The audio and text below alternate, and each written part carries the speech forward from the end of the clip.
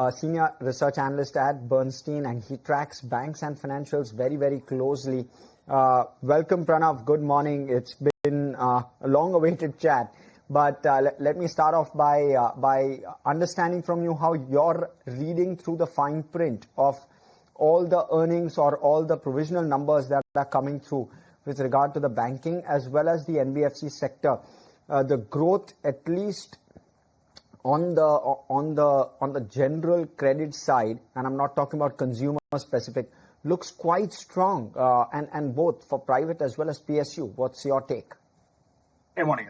So yes, I think the growth has been a bit of a surprise. We did expect growth to pick up to about 12 to 13% from the 10% that we last saw in mid-September. But the pickup seems to have happened a lot earlier than what we had expected. So it's a positive surprise. But before we celebrate that uptick in growth, we wait to see how the margins have fared. Because I think that's the bigger question this quarter, both in terms of the absolute margins that we see because of the impact of rate cuts. And also on a relative basis, we wait to see how the public sector banks have fared and how the private sector banks have fared relative to each other. I think those probably would be bigger questions or bigger metrics to look at this quarter. But growth definitely has been a positive. Deposit growth, Pranav, should that at all be a concern? Of course, it's a rate-cutting environment. Liquidity is going to be more freely available. That seems to be evident from the governor's comments. But do you believe that at all could be one concern, or would you have one eye on that? Because deposit growth particularly wasn't strong when I'm looking at the QOQ numbers versus the loan growth. So trying to get your sense. I wouldn't be worried about deposit growth for a couple of reasons. One, we did have liquidity tightening towards the end of the month, so maybe it's just a impact of that. Second is the banks would be trying to protect their margins, so keeping the deposit growth slightly lower, driving up the LDR would help the margin front. And lastly, and probably most importantly, RBI has stuck to its promise of ensuring a surplus liquidity environment despite the currency depreciation. That gives us the confidence to say that, maybe deposit growth is not going to be a big constraint like what we saw 12, 18 months back, where everybody was crying about deposit growth being weak. I don't think we would see a repeat of that this time around.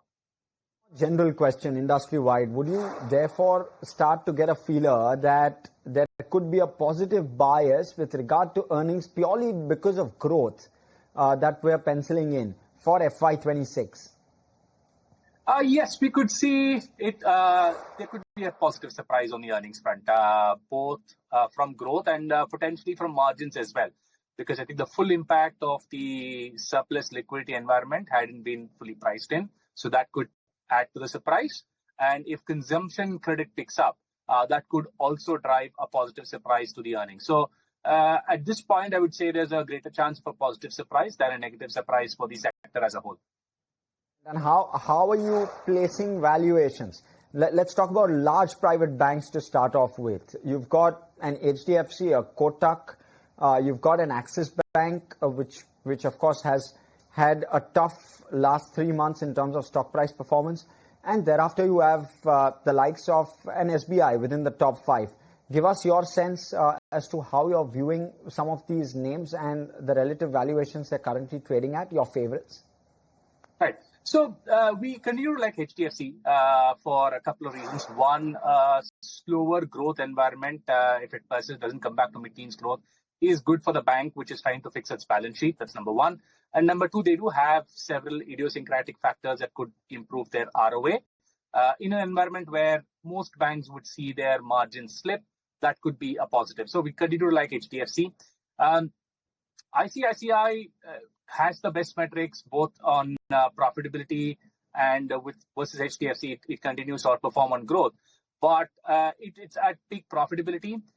So the upside on profitability seems tough, and therefore there is limited reason to expect a big re-rating there, right? So hence it becomes number two within the large two banks. Between Axis and Kotak, we prefer Axis given the valuation. It's has seen a significant de-rating over the last few quarters. And with almost the worst priced in, there is a potential for a rebound if it shows improvement in asset quality volatility and even a slight pickup in growth. With Kotak, the concern is more on margins. The growth has been pretty strong over the last few quarters, but margins have been disappointing, both from a NIM perspective as well as a credit cost perspective. So unless we start seeing a stable NIM and growth continuing, we wouldn't be too excited about Kotak over Axis. SBI is cheap, but we would wait to see NIM stabilization there. Growth has been really strong.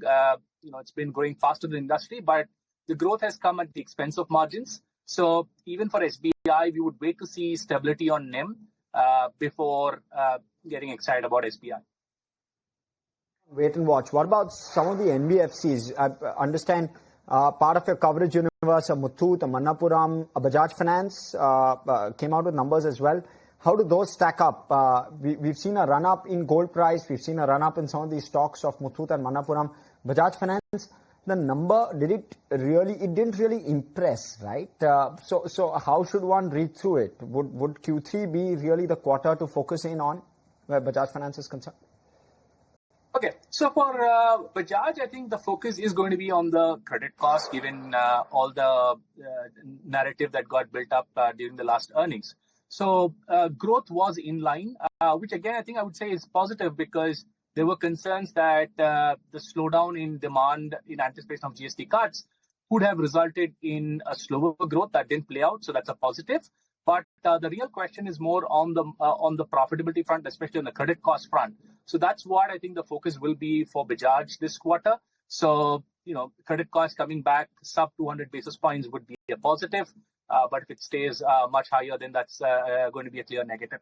For Muthoot and Manappuram, we continue to like it. I think a large part of the rally is explained by the increasing gold price.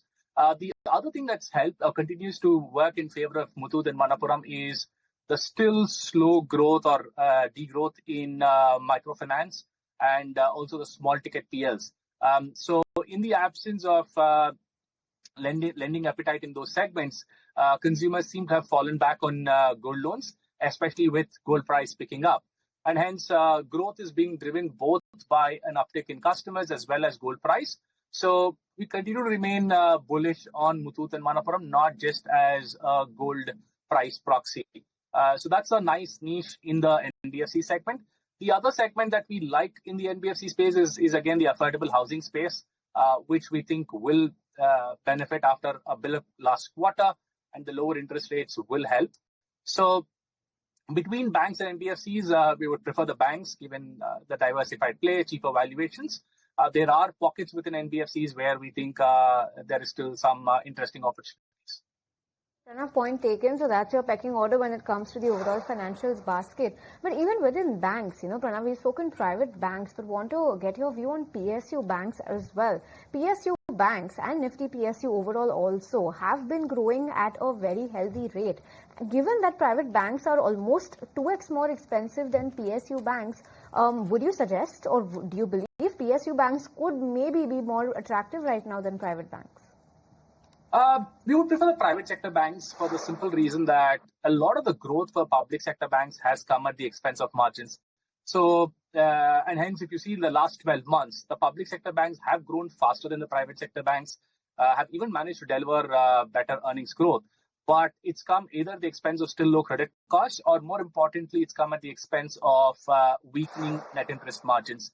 So the public sector banks, on average, have lost about 30-35 bips of NIM in the last 12 months compared to sub 10 bips for private sector banks.